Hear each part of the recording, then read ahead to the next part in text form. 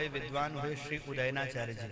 जब बौद्ध सनातन धर्म का खंडन करते थे तो श्री उदयनाचार्य जी मंडन करते थे। और श्री उदयनाचार्य जी जब जगन्नाथ भगवान के दर्शन करने के लिए गए, भगवान के बड़े भक्त थे, काशी से पैदल गए थे, और जैसे वहां पहुंचे सो पुजारी जी ने पट बंद कर दिया।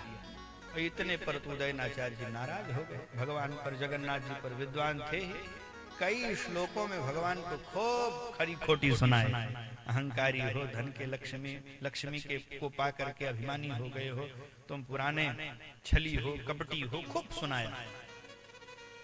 खूब जी भर करके भगवान को गरियाए, मन भर करके। अब भगवान सब सुन रहे थे। भगवान ने पुजारी जी की बुद्धि फेरी। पुजारी जी, पट बंद करने का समय तो याद रहा, भोग लगाने की बात भी याद रही, पर आज तो भोग की थाली अंदर ही रह गई। पुजारी थाली ले जाओ, भक्त प्रतीक्षा कर रहे होंगे, भंडारा कैसे चलेगा। अब पुजारी जी को दोबारा दरवाजा खोलना ही है, क्योंकि थाली अंदर है भोग की। जल्दी जल्दी हम दरवाजा बंद कर लिया।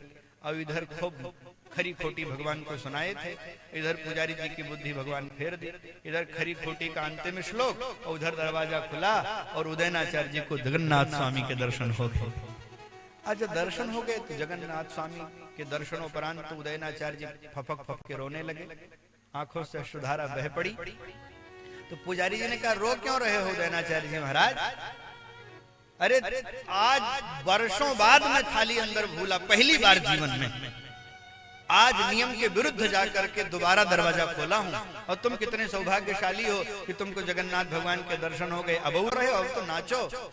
उदयनाचार्य जी ने कहा, भगवान के दर्शन के कारण नहीं रो रहा हूं, रो इसलिए रहा हूं कि हे जगन्नाथ जी, अगर मैंने खरी खोटी सुनाई, मेरे गालियों पर रीझ करके आपने दर्शन दे दिया, और कदाचित स्तुति की होती तो शायद स्वयं निकल करके मुझे गले से लगा।